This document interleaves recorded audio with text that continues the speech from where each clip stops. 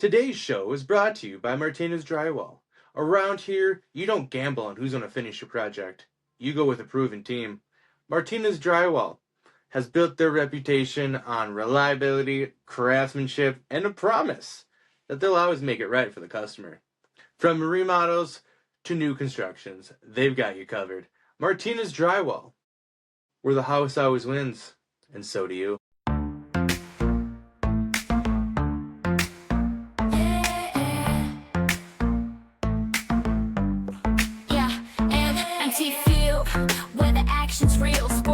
And odds, that's our deal. From underdogs to favorites, we break it down. Empty Field Podcast, the talk of the town.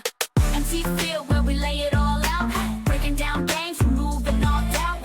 Interviews with stars, we bring in the heat. Sports news and odds, talk that can't be beat. Welcome to another episode of the Empty Field Podcast. My name is Mathew Hansen, and today I have a boxer out of Ohio. It is Jewel Cannon. Jewel, how are you? I'm doing good, man. Awesome. First off, tell us about yourself. I'm a professional boxer. Just became 2-0 last week, and that's just who I am, man. Perfect. When did boxing not become a hobby, more of like, hey, I want to do this for like full time? I think after I had my first amateur fight, because it was going into it like I just wanted to do it to stay out of trouble. And then, like, had so much nerves going into my first very amateur fight. I tripped up the stairs, all type of stuff. But I got him out of there first round, and it was just like, I'm kind of good at it. So it was like, I might as well stick with it. But it's just been history ever since. Who was the one that brought you to the gym first? My brother, well, I would say my older sister and my brother-in-law. But my mom was also a part of that too. Cool. What was life like before boxing? Crazy. I was locked up as a juvenile when I was 13, 14 years old. I did 18 months. And then that's when I came home. My sister took custody of me and I started boxing. Majority of before all of it, it was crazy. It was crazy. I'm not gonna lie. Okay. At what moment did you realize, like, hey, these hands, I could make some money off of these hands? Because I got about like 40 amateur fights, but I think it was one fight. I think it was probably like my sixth. I fought Joshua Riley, 3 or 4 time national champion. I fought him in my 6th fight, and it was a close. He beat me, but it was very close. And I'm like, I got skills, like, and then it was kind of a hype around me because I went like 5-0, but I was stopping a lot of guys, and so you feel me. It was just that, and plus I just went against some real competition, and it was a good fight. So that's what kind of like brought me into the professionals. Okay, I'm just looking at your professional record. First round knockout, minute 38. First round knockout, 2 minutes, 9 seconds. Is that what you're going in for, or is that first round knockout all the time? No.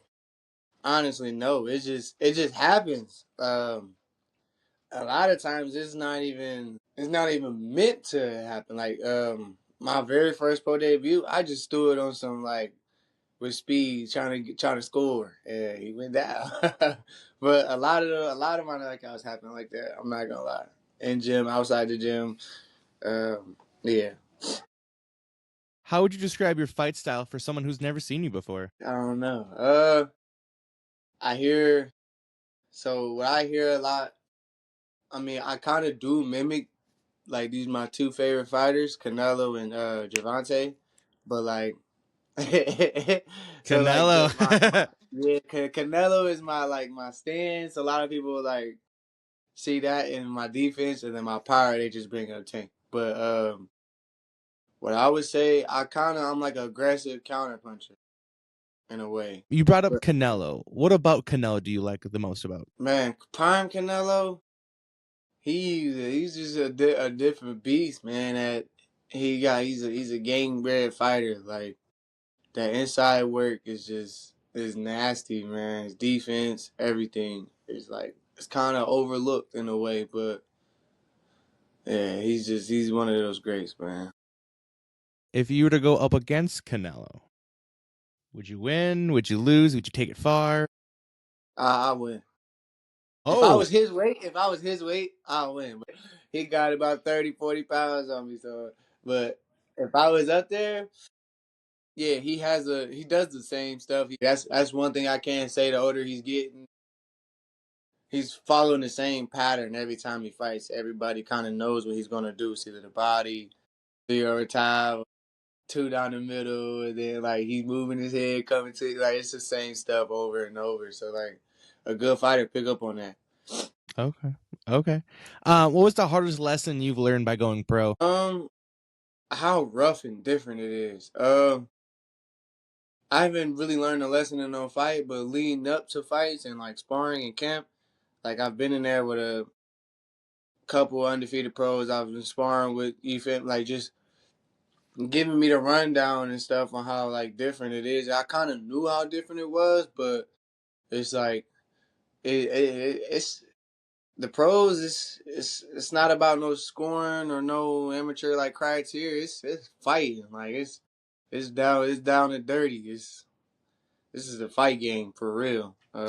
Yeah, like the it's just how like the I don't know, man. This game could get real dirty. I can't even explain it. Like I don't think I really learned too much of a hard lesson, but like when it comes to the clinches and looking for the ref to break, and you can't do that no more. And it's not the amateurs. Like you just can't. You got to be aware. What does undefeated mean to you? A build up. It's all is.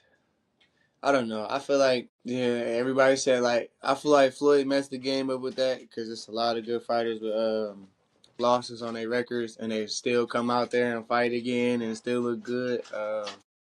I wish boxing was how like it's like how MMA is. A guy can have 10, 15 losses and still be one of their goats. And we got 10, 15 losses. He's a bum. So I don't know. I wish the game was more like MMA when it comes to that, because there's a lot of great fighters with losses on their records and exciting fighters at that. With that being said, would you rather have more fights and more losses, than just an undefeated? Like, hey, I'm 24-0. Hey, I'm 25-0. Or would you be like, hey, I'm 22-3? I would like to start out like that. I like to start out like that. I don't like I said. It's literally a build up. Once I'm built up to a certain point, and so I got a certain like fan base or something, to where no matter how I come out, they want to watch regardless because I bring exciting fights. Like that's all that matters to me. Like as long as I just bring those exciting fights, where people would just want to keep watching me no matter what happens. Perfect. How do you handle pressure in the ring? I'll basically adapt and try to figure the situation out. If he's slipping on the inside, like on his defense, and not really keeping up with it, or having his hand down a certain way, but if he's better at the inside game, he's rough and he's rugged, I'm outbox him. I'm gonna just stay on that back foot and move. I want to get on that bike. Okay, perfect. How do you handle criticism? Laugh at it, man. I laugh at it. I hear all types of stuff, man. I got, especially on my TikTok, I got over 27,000 followers, and a lot of them just be. Sometimes it can get to you, but I just laugh at it. Like, man, they be calling me all types of stuff. It don't make no sense. Does that motivate you a little bit more? Yeah, it do. Cause I could go to an amateur tournament or somewhere around the Midwest, and a kid will walk up to me, ask and take pictures, or I follow you on TikTok. Cool.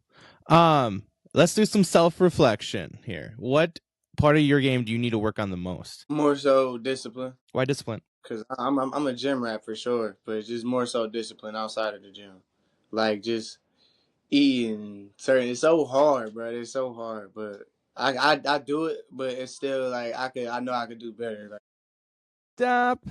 Before we continue this episode here, are you staying hydrated? No. Have you tried Hydrofy? Man, it's not just flavored water. It's clean hydration with electrolytes that actually work. No sugar crash, no junk ingredients. Pretty simple. Hydrofy keeps you sharp and fueled for the day. I use it because, man, it's simple, effective, and it just tastes real good. Hydrate smarter, hydrate better. That's Hydrofy. Use promo code MTF to get 10% off your order. Just say, hey, Matt from the Empty Field podcast sent you. Okay. I'm guessing I pretty much know the answer because I think you just answered it. What sacrifice has been the hardest so far? Yeah, it's a discipline. The food. Who in your life has kept you grounded? My mother. In 3 years, where do you see yourself? Undefeated prospect, close to a title shot. Close. A little bit. Little bit, or do you want the title? I want this. I just depending on how things go. Like I'll be on that. I'll be on that rankings for sure. Next 2 years, for sure. Perfect. All right, here is the rapid fire questions. First thing that comes to mind. KO or decision? KO. First round finish or a late round war? Does a late round war ends with a finish, or just a late round, whole fight war? Full fight war. 50-50 if you win it. I love those type of fights. That's the thing. I'll probably say late round war. It's for the fans. More so for the fans. All right. What type of music do you listen to before a fight? Variety of music. One day I'm listening to NBA Youngboy, or I had just posted something about what I was listening to my pre-fight. I was, about Adele. Oh. And variety, it varies, like, just depending on what type of mood I'm in. If I'm in and that's another thing, just to keep me composed, like, instead of just trying to listen to something that get me riled up, like, it's just something that keeps me sharp mentally and composed. Perfect. And then one word that describes you. Give me one word that describes me. I don't know. I can't think. I can't think about that one. I might have to come back on that. All right. Well, is there anybody you'd like to do a call, shout out? Yeah. Shout out my coach, Ryan Dickey, also my manager, RSB, Rising Stars Boxing. I want to give a shout out to all my sponsors for my last fight. Callie's Kennel, VTL Nutrition. That's my brand ambassador that helped me cut the weight for this fight. And a shout out to my family. Everybody on my family, man. Perfect. Where can everybody find you on social media? _Cannon. All platforms. Perfect. All right. We want to thank the 3 Patreons we have. Make sure you guys join on Patreon. We have Skylar, we have John Gogi, and we have Jennifer Peterson. Make sure you guys go to Patreon, subscribe, get the rest of the interview there. Drew, I appreciate you coming on. Fans of 1T Media Production, do you guys drink coffee? Sure you do. I, myself, drink quite a bit of coffee, so I always turn to a Fuera coffee for my go-to. It's smooth, it's bold, it's not too heavy. Perfect for that early morning or when you just need to lock in for the day. The best part is, at every purchase, 5% goes back to the great outdoors. Get a bag like this. I get 2 myself. Use promo code MTF and you get 15% off your order. Guys, what's not to love about coffee, free money, and deliciousness? A Fuera coffee.